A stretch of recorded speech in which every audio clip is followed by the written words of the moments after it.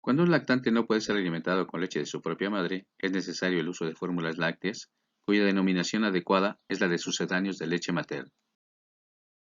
¿Pero qué es un sucedáneo de leche materna? Pues son todos aquellos productos utilizados para sustituir en forma parcial o total a la leche materna en la alimentación del lactante.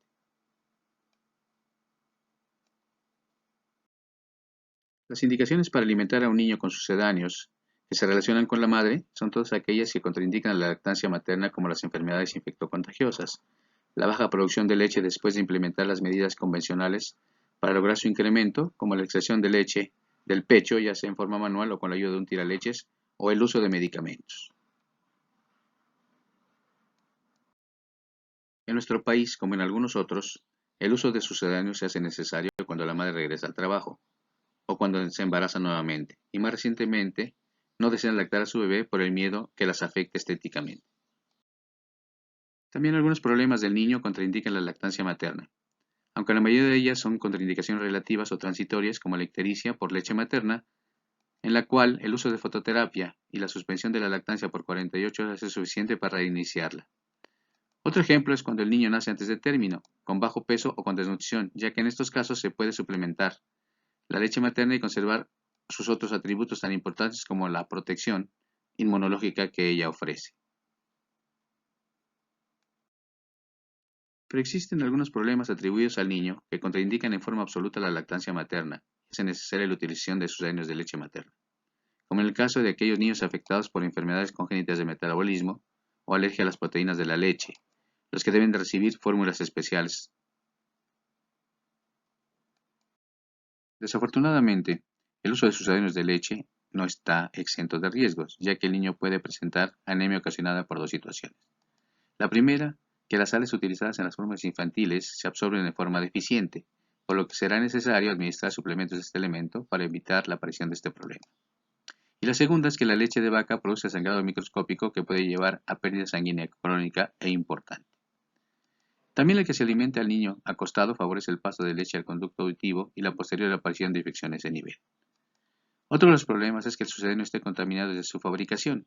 Y finalmente, una cantidad considerable de estudios epidemiológicos han mostrado una mayor prevalencia de obesidad, diabetes, hipertensión y enfermedades inflamatorias en niños que fueron alimentados con sucedáneo cuando se comparan con aquellos que recibieron leche materna. Las fórmulas empleadas para la alimentación del lactante se dividen en 4 grandes grupos. El primer grupo son fórmulas para prematuros que pesan 2.500 gramos o menos. Las de inicio son para niños que nacen a término y se continúan hasta los 4 a 6 meses de edad, aunque estas pueden ser utilizadas hasta el año. El tercer grupo es el de los sucedáneos de continuación, que son para niños desde los 4 a 6 meses y se usan hasta que cumplen 3 años de edad. Y el último grupo son catalogadas como fórmulas especiales. Este último grupo se divide a su vez en 3 subgrupos. El primero son aquellas fórmulas diseñadas para resolver problemas considerados como menores, como el reflujo gastroesofágico o los cólicos.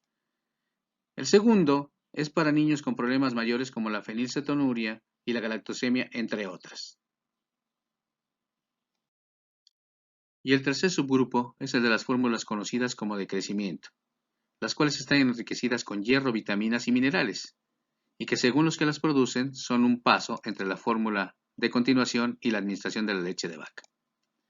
En una gran cantidad de fórmulas, además, se han adicionado varios componentes que se encuentran normalmente en la leche materna, como los nucleótidos, la membrana globular de la grasa de leche, el DHA y otros más.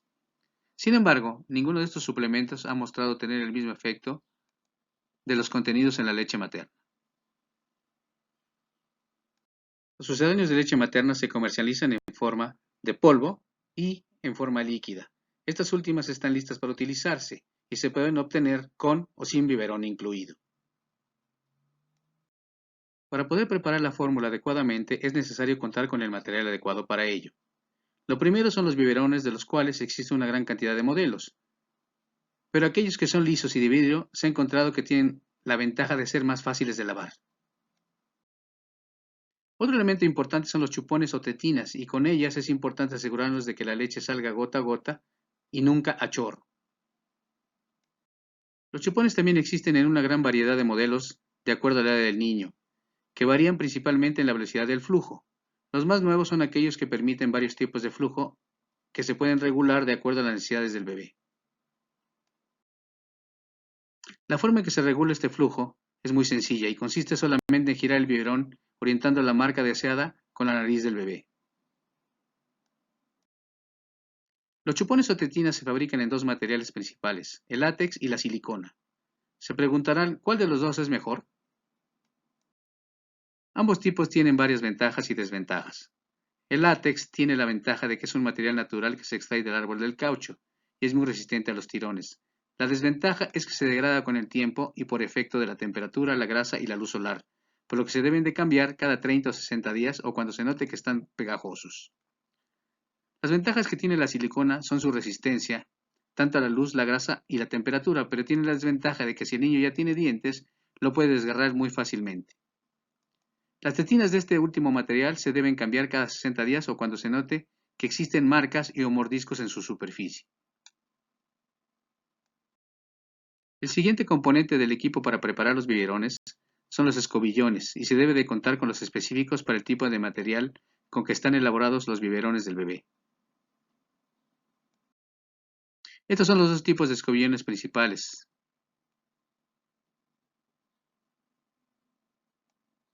También se debe de contar con un recipiente para esterilizar los biberones, el cual puede ser comercial o casero. Este último debe de ser de metal y con la tapa transparente. Estos son los dos tipos de recipientes para esterilizar los biberones. Es muy importante que el agua que se utilice para preparar los biberones esté libre de microorganismos, por lo que se puede utilizar aquella que sea hervida en forma adecuada o en su defecto utilizar agua embotellada, la cual es muy útil sobre todo cuando se viaja con el bebé.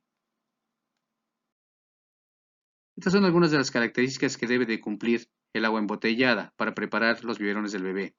Y una vez que contamos con todos los implementos necesarios para preparar el biberón del bebé, las preguntas obligadas son: ¿qué cantidad de fórmula le vamos a dar al bebé y cuántos biberones le vamos a dar al día?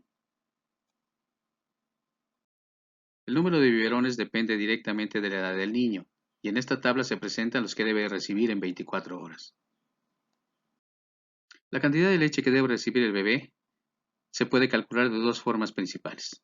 La primera y más sencilla es proporcionar una onza de fórmula preparada por cada kilogramo de peso del niño, y esto sirve hasta los 8 meses, cuando el bebé pesa 8 kilogramos. Y la otra es la de proporcionar la cantidad que cubra sus requerimientos de líquidos, energía, proteínas y otros nutrimentos, lo cual, por engorroso, pocas veces se utiliza. Cuando se utiliza leche en polvo, la técnica para la preparación de los biberones es la siguiente. Primero se debe conocer la cantidad de líquidos que debe recibir el niño en cada 24 horas. Esta cantidad se multiplica por el peso del bebé, con lo que se obtiene la cantidad de líquidos a administrar en 24 horas. El siguiente paso es dividir el resultado entre el número de biberones y el resultado es la cantidad de mililitros que debe de agregar a cada biberón. Para conocer el número de onzas por biberón, la cantidad de mililitros de cada biberón se divide entre 30 y finalmente, de acuerdo al número de onzas, se debe de agregar una medida de leche en polvo por cada onza que contenga el biberón. En estas tablas se presentan los requerimientos de agua y el número de biberones que debe de recibir el niño de acuerdo a su edad. Para entender mejor el procedimiento, tenemos un bebé de 4 meses y 6 kilos de peso. Primero determinamos sus requerimientos diarios de líquidos que se encuentran entre 120 y 150 mililitros por kilo por día. Escogemos 150 mililitros por kilo. El segundo paso es multiplicar el resultado por el peso del niño, con lo que se obtiene los líquidos que se deben de administrar en 24 horas. El tercer paso es dividir la cantidad de líquidos entre el número de biberones para su edad. En este caso escogemos 6 biberones al día y el resultado es el número de mililitros que debemos agregar a cada biberón, o sea, 150 mililitros en cada uno de ellos. Los 150 mililitros los dividimos entre 30 para conocer el número de onzas que contiene cada biberón. En este caso 5 onzas y finalmente agregamos una medida de leche en polvo por cada onza. En este caso se agregarán 5 medidas de polvo. Con esto concluimos que el niño debe recibir 6 biberones de 5 onzas cada uno en 24 horas, o sea, uno cada 4 horas. Existen algunas normas esenciales para preparar correctamente un biberón. Lo primero que debemos de hacer es lavarnos muy bien las manos con agua y jabón, y el agua que utilizamos debe ser hervida o embotellada y debe de estar tibia. Se recomienda agregar primero el líquido y después el polvo. Las medidas de leche deben de ser rasas, lo cual se logra llenando una cucharita medidora y pasando el cuchillo por los bordes de la cucharilla, o colocando una goma elástica previamente lavada y hervida que rodea el bote de la leche y pasando la cucharilla por debajo de ella. Finalmente, tapar el biberón y agitarlo suavemente hasta que desaparezcan todos los grumos. Es necesario recordar que la cucharilla debe guardarse fuera de la lata en un recipiente limpio para evitar su contaminación. Un consejo muy útil es que se debe comprobar la temperatura de la leche en la palma de la mano o en la muñeca, y si la leche es líquida, se debe de calentar solo después de agregarla al biberón, nunca antes. Se puede preparar la leche para todo el día en una sola ocasión y nunca debe de ser almacenada por más de 24 horas. Tampoco se recomienda calentar el biberón en el horno de microondas debido a que no se calienta de manera uniforme y se pueden producir quemaduras en la boca del niño si la toma de inmediato.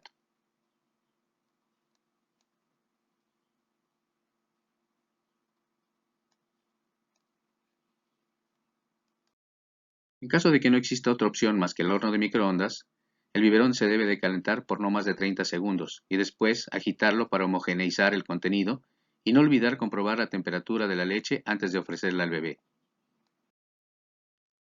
La administración del biberón debe realizarse con el niño semisentado, en el regazo del adulto, y nunca acostado o sentado en una silla.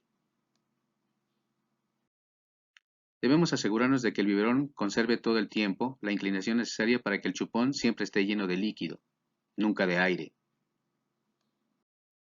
En caso de que el niño succione muy rápido o muy lento, se debe interrumpir la toma y dar pequeños golpes en la espalda para expulsar el aire deglutido. De otra manera, el niño puede comer menos de lo que necesita o padecer de cólicos. Finalmente, la duración de las tomas no debe ser mayor de 15 minutos y nunca se debe dejar al niño dormir con la mamila en la boca, ya que puede broncoaspirar o presentar infecciones ópticas. Y si ya tiene dientes, presentar caries.